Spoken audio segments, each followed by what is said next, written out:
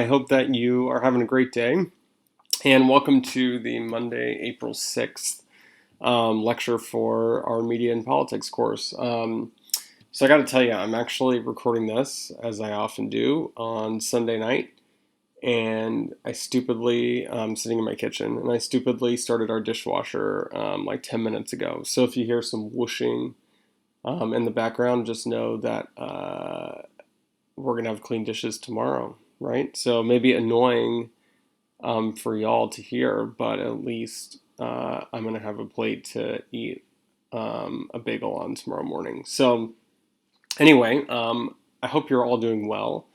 My family and I are doing well too. Everybody's healthy. We Tomorrow, I guess, will mark 3 full weeks in self quarantine with kids at home and everything, um, and it's been a crazy time, as I'm sure it has been for all of you.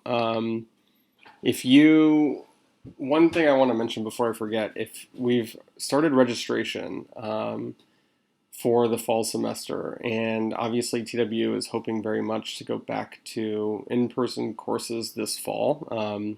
Count me among the people who are hoping that as well.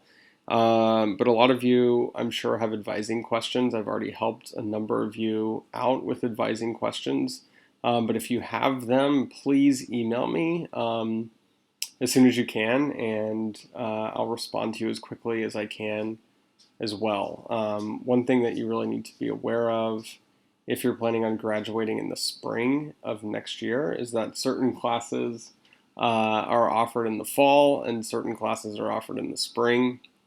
And depending on what your degree plan is, you're going to need some of these courses to graduate, right? So we should be aware of that as we plan out your schedule. Now, if you're not graduating next year, the stakes are a little bit lower because obviously if you don't take something in the fall, you could take it in fall of 2021, no big deal. But anyway, email me and we can start to figure it out. If you don't think you need help, one thing I want to mention is make sure that when you search for classes for the fall 2020 semester, you are using the prefix POLS, not GOV. Because obviously when the department changed its name from history and government to history and political science, our prefix was going to change along with it, and that is taking place starting in the fall, not in the summer. So if you're searching for summer 2020 courses, you can still use GOV, and you'll be in good shape. All right, so we're going to have a pretty short lecture today, and then we'll get into it a little bit more deeply on Wednesday. But basically, we are going to talk about, we've talked a lot about presidential campaigns. We've talked about, shown you some examples of research from the Obama campaign. Obviously, we've talked a lot about how Trump used the internet in 2016 and how he sort of shied away from using many of the traditional communication tools that presidential candidates have used, right? So press conferences, he didn't do a lot of press conferences. He did not run a lot of paid advertising. And everybody knows what he did do. He held giant in-person rallies that sort of became, events in their own right. And then he obviously used Twitter to a degree that no national politician has done before him, and it'll be really interesting, as is the case always when presidents adapt and use new technological tools. It'll be interesting to see whether the people that followed Trump try to follow in his footsteps and use Twitter in the same way, or if, as I suspect, it's a case of kind of the perfect candidate meeting the perfect medium at the perfect time. But nevertheless, that story remains to be told. So this week we're going to shift from the sort of act of communicating on a presidential campaign, right? Shaping the reality of the campaign environment as best you can when you're a candidate, to the realities of using media while governing, which is a very, very, very different environment. And I think it takes a lot of politicians a lot of presidents, maybe all presidents actually, it takes them a while to figure this out, even if like intellectually they know that actually governing is going to be a different exercise than running for office. Um, but you've got to keep in mind that presidential campaigns nowadays are such a long, grueling slog, um, that I think candidates, I mean, I don't know, it seems to me like it'd be easy to almost forget what you're running for, right? Like the race becomes the end, in a way. And so once you're elected, you probably think, well, oh my, like I was just elected president. Like I of course know what I'm doing. I of course know how to communicate with um, voters and everything else. Yes, that's true, but um, once you're in office, and I think Trump has learned this actually the hard way, sort of multiple different times, communicating with fellow lawmakers, communicating with the public when you're not asking them for their vote or vilifying an opponent, um, is very difficult. And we've seen Trump sort of seem to be at his most comfortable when he continues to vilify his opponent. Now, obviously, in Hillary Clinton, now 4 years after beating her in the 2016 presidential election. So, anyway, we're in uncharted territory in many ways right now. That's one more way. So, we'll talk about this a little bit tonight and then get more into it on Wednesday. So, I would like us all to think about the type of communication tools that are particularly useful when a politician is running for office, and then the type of tools that are useful when a politician is in office. And then think about where those tools differ and where they are alike. And again, not to belabor the point too much, but I think that they are truly two different jobs, running for office and governing. And um, one thing that I'd like us to think about as we move forward is, as technology has changed, and obviously as American history continues to march forward, have the two tasks, campaigning and governing, grown more disparate from each other, or is the skills are the skills that are required to do one now also required to do the other? So that'll be a question that motivates our discussion. But first, we should underscore what we're talking about by thinking about presidential communication more generally, and presidential communication and what it can tell us not only about media and politics, but really about American politics more generally, and what can the act of presidential politics teach us. And so the old kind of way of thinking about how presidents communicated, it was this idea that presidential politics was really framed by these formal institutional arrangements, right? There are clear lines of demarcation between the president, between Congress, between the courts, between the media, the elites, and that the politics surrounding any given presidential administration are really driven by the interactions among these elites, right? And to some extent, they do trickle down to the public, clearly. It's the public, of course, that votes for the president, after all. However, and this argument is put forth by the author, the political scientist Stephen Skowronek, in reviewing Jeffrey Toulis's book, The Rhetorical Presidency, which you had to read for this week. But essentially what he argues is that it was kind of a top-down process, right? Now, of course, things are very different. And presidential politics are framed by an increasingly direct relationship between the president and the public at large, and that this relationship is driven by public opinion. We saw this view first start to sort of coalesce during the presidency of Ronald Reagan. And of course, we've talked about the Reagan presidency and his sort of specific skill set and gifts as a communicator, and particularly how those skills translated to television. Reagan was, of course, an actor for many, many years before he entered politics, and was very adept and very skilled at conveying the emotion and this sort of character. Not to say that it wasn't him, because it was all him too, but conveying the character that he wanted to convey and being convincing about that. And so we sort of saw this view start to to come into play during the Reagan presidency. But what's interesting about that time compared to now, I think, is that even back then, Reagan was still separated from the people by television, right? So he almost every interaction or sort of every utterance to the American people that the Reagan White House did was done with television in mind. How can we frame this in a way where it makes the president look good? How can we dominate the news coverage, etc.?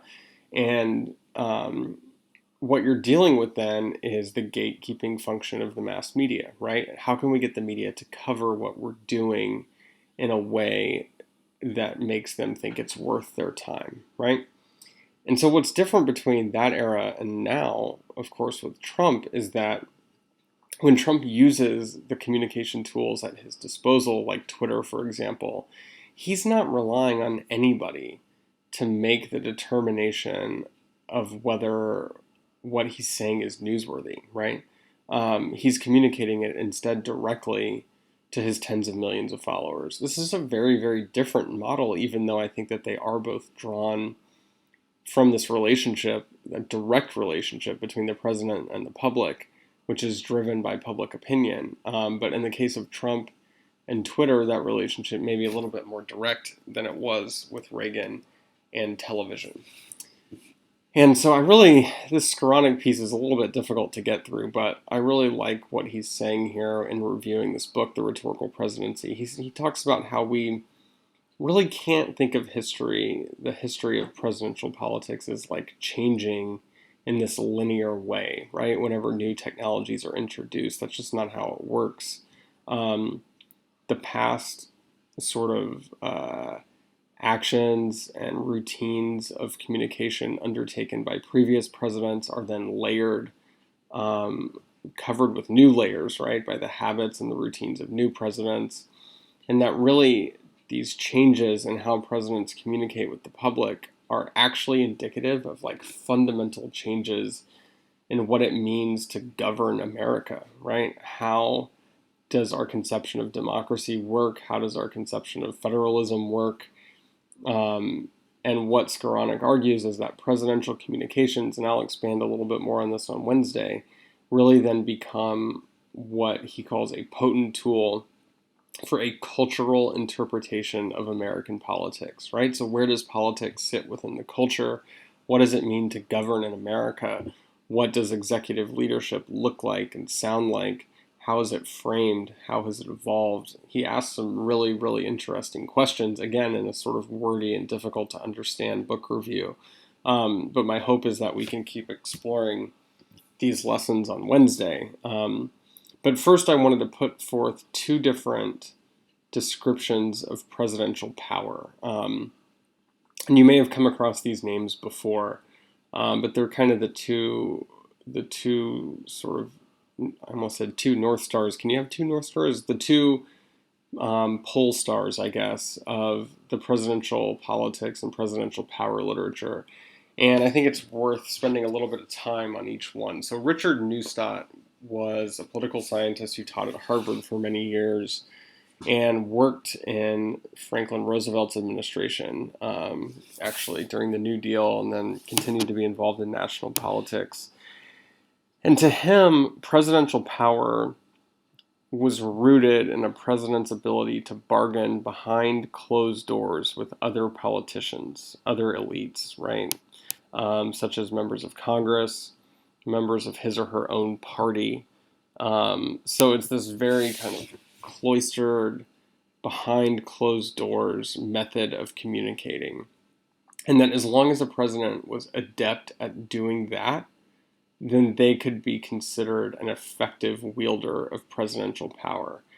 And obviously FDR was the model for this, but we even saw evidence of it with Lyndon Johnson, for example, who interestingly enough comes right after the presidency of John F. Kennedy, who I'll talk more about in a second. But Lyndon Johnson, if you ever watched LBJ on TV, he doesn't come off very well. He speaks very slowly. It's almost like he's trying to put on an accent or something that he does not have. And it's just, to me, he was not a very effective communicator on TV. Of course, in real life, in person-to-person conversations, the exact opposite was true. He was forceful. He was funny. He was brash. He was profane. He was very convincing. He was um, very good at convincing essentially others to do his bidding. He was very persuasive, and for whatever reason, that just did not come across very well on television, right? So you go from the end of the Johnson presidency in 1968 to just 12 years later and the election of Ronald Reagan as president, and a sort of re-updating of this idea of presidential power that was put forth by the political scientist Samuel Cornell at UC San Diego. And to Cornell, presidential power really came out from the shadows, came out from behind closed doors and stepped into the forefront where everybody could see it.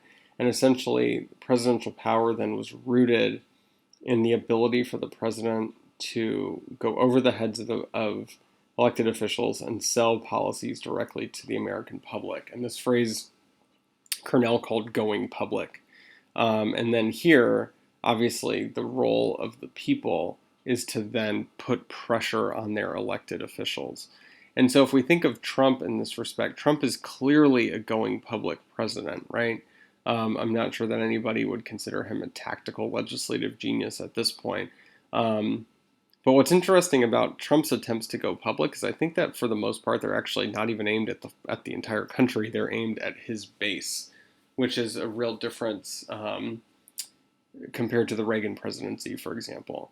So anyway, I want us to be thinking about these two different models of presidential power as we talk through the readings for this week, and which we'll do on Wednesday, and think about how even the tools of communication of communication and presidential governing have changed from the Obama administration to now.